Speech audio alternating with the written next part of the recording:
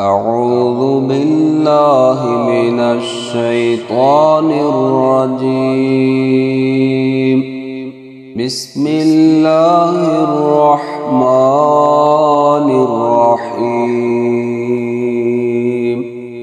والذين كفروا بآيات الله ولقائه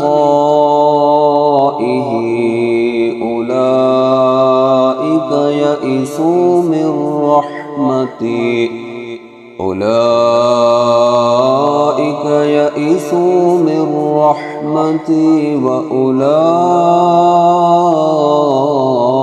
لهم عذاب أليم. فما كان جواب قومه إلا أن قالوا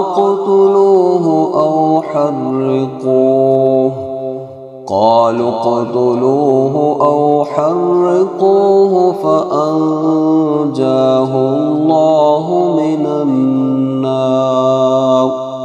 إن في ذلك لآيات لقوم يؤمنون. وقال إنما اتخذتم من دون الله أوثانا مودة بينكم في الحياة الدنيا ثم يوم القيامة يكفر بعضكم ببعض ويلعن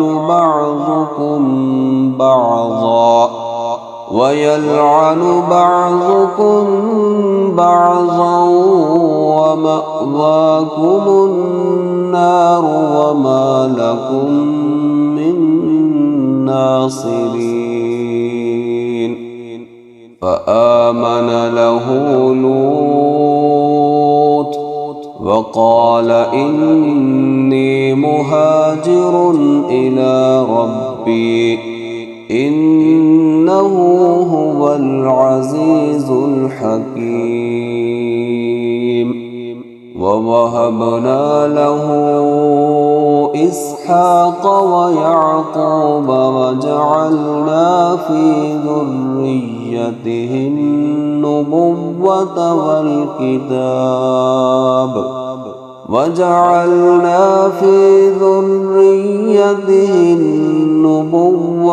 والكتاب وآتيناه أجره في الدنيا وإنه في الآخرة لمن الصالحين.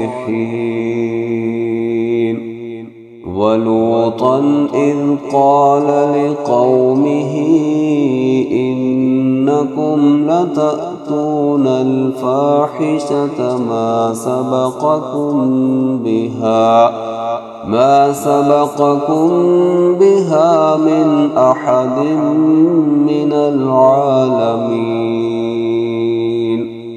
أئنكم لتأتون الرجال وتقطعون السبيل وتأتون في ناديكم المنكر.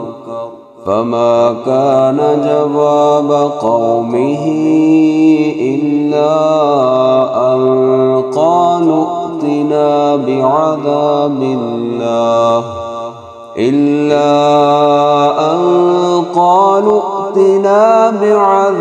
الله إن كنت من الصادقين. قال رب انصرني على القوم المفسدين.